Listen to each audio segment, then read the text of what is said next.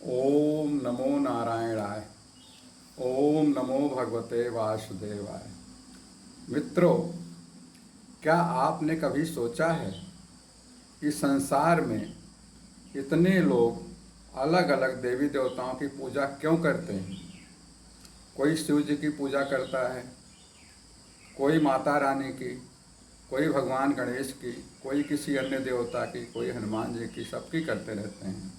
इसी बात को स्पष्ट करने के लिए ही भगवान श्री कृष्ण ने आज से हजारों वर्ष पहले श्रीमद् भगवत गीता के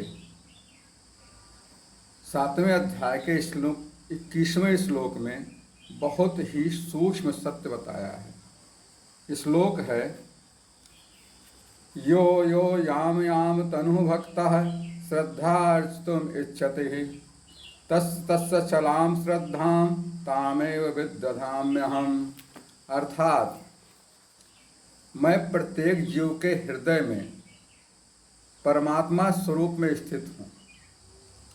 जैसे ही कोई किसी देवता की पूजा करने की इच्छा करता है, मैं उसकी श्रद्धा को स्थिर करता हूँ, जिससे यह उसी विशेष देवता की भक्ति कर सके।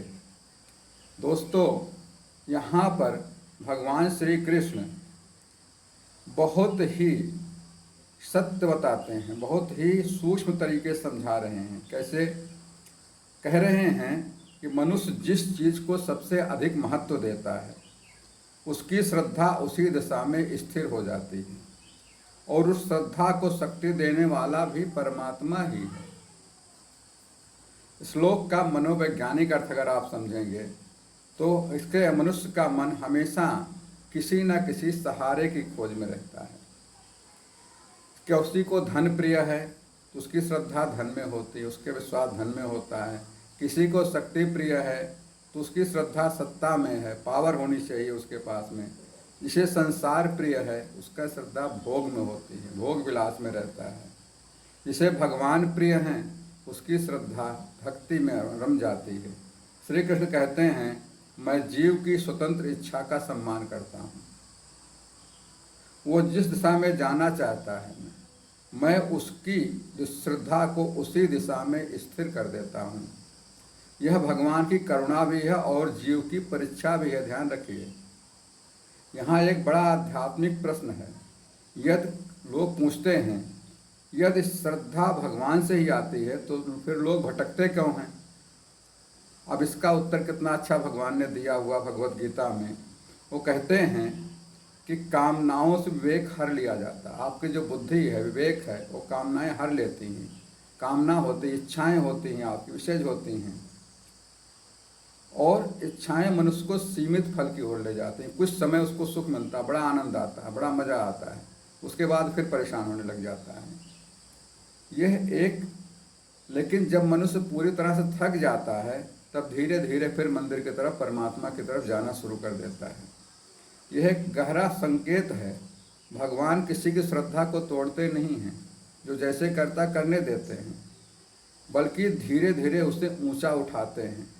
जैसे एक छोटा बच्चा होता है, वो पहले खिलौने से खेलता है, पेरेंट्स उसको देते हैं, माँ बाप देते हैं, खेलने देते हैं, मज़ा आता है, खुश होता है, आनंद होता है। लेकिन जैसे जैसे बड़ा होता है वैसे वैसे ज्ञान हासिल करता है, पढ़ाई लिखाई करता है, आगे बढ़ता है, और फिर पैसे, धन दौलत, रुपये पैसे आते हैं, लेकिन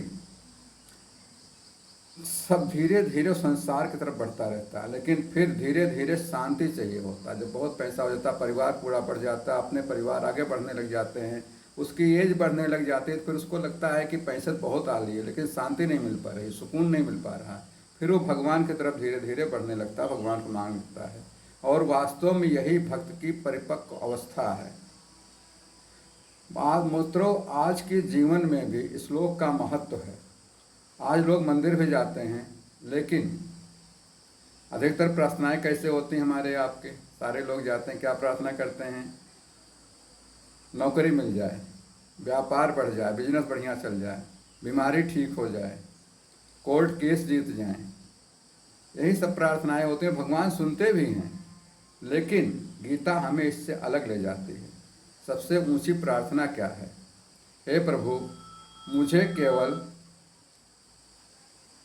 अपनी भक्ति दे दीजिए, क्योंकि जिससे भगवान मिल गए उसे सब मिल गया। दोस्तों, रामचरितमानस में भी अद्भुत प्रसंग है। सबरी, निषाद राज और हनुमान जी ने भगवान से कोई भौतिक वस्तु नहीं मांगी, उन्होंने केवल प्रेम मांगा, इसलिए उनकी भक्ति अमर हो गई। हनुमान जी कहते हैं, प्रभु मुझे केवल आपकी सेवा का अवसर चाहिए। यही वास्तव में निष्काम भक्ति है, जब आप सेवा करते हैं। दोस्तों, ये श्लोक हमें 3 चरणों में सिखाता है। पहली है श्रद्धा।